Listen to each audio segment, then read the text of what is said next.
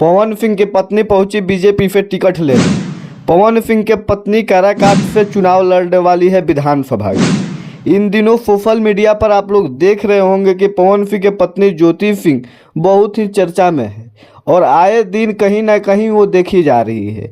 कहीं मुहूर्त करने जा रही हैं तो कहीं सभा बटोरने के लिए जा रही हैं, तो कहीं बर्थडे में तो कहीं शादी विवाह में, चाहे कहीं किसी के मरने जियनी में भी जा रही हैं।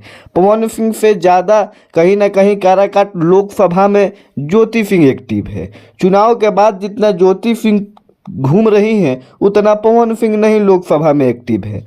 और हम आपको बता दें कि पवन सिंह के खिलाफ चुनाव लड़े थे उपेंद्र कुशवाहा काराकाट से। हालांकि पवन सिंह भी हार गए और उपेंद्र कुशवाहा भी हार गए, जो कि बीजेपी के उम्मीदवार घोषित हुए थे। और बीजेपी के उम्मीदवार घोषित हुए थे उपेंद्र कुशवाहा। उपेंद्र कुशवाहा ने खुलेआम कहा कि पवन सिंह के पत्नी हमारे पास भी आई थी टिकट के लिए, लेकिन अभी हमने कुछ नहीं बोला है क्योंकि अभी उन्हें क्षेत्र में मेहनत करना है।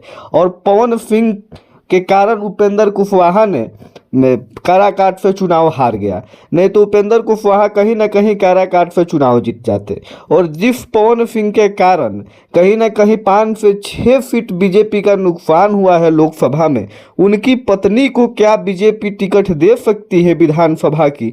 यह संभव है या नहीं, आप लोग कमेंट करके ज़रूर बताइएगा। तब तक के लिए बने रहिए।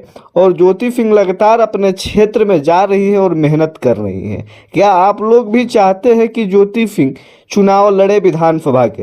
यदि चाहते हैं तो अपना ओपिनियन कमेंट में ज़रूर लिख दीजिएगा। और तब तक के लिए बने रहिए। मिलते हैं हम किसी और अगले वीडियो के साथ।